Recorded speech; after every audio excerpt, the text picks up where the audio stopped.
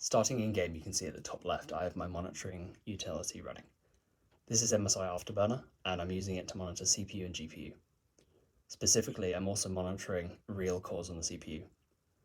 This allows me to see the impact of my settings in Process Lasso. Things like, are the cores I've selected actually active in game? Jumping out to the desktop, you can see that in Process Lasso, you have a list of processes running. You can either go to all processes or active processes. Active processes should be a shorter list, so I'd recommend that. To disable hyperthreading in this case, I can right-click on Robo 6, go to CPU Affinity, select Current or Always, and disable hyperthreading. This will generate a new rule, and you can see here that only cores 0, 2, 4, 6, 8, essentially the even cores, which are the real cores on the processor, are active. I can also use monitoring software like MSI Afterburner to get more insight.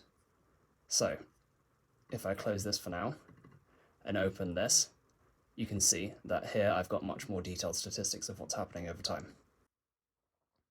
To set up the monitoring in MSI Afterburner, there are really good guides online, but to give you an idea, if I go into settings, I effectively have what I want to monitor set up here with check marks on the left, as well as what I want to monitor in-game with the in OSD selected here.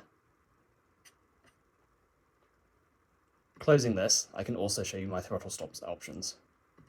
In ThrottleStop, the only option I actually use is Disable Turbo.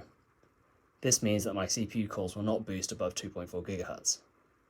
It is technically possible to use a set multiplier to control this further.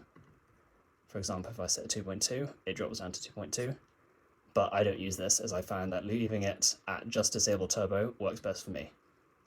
However, this may differ from game to game. Say I wanted to set a different number of cores on Rainbow 6.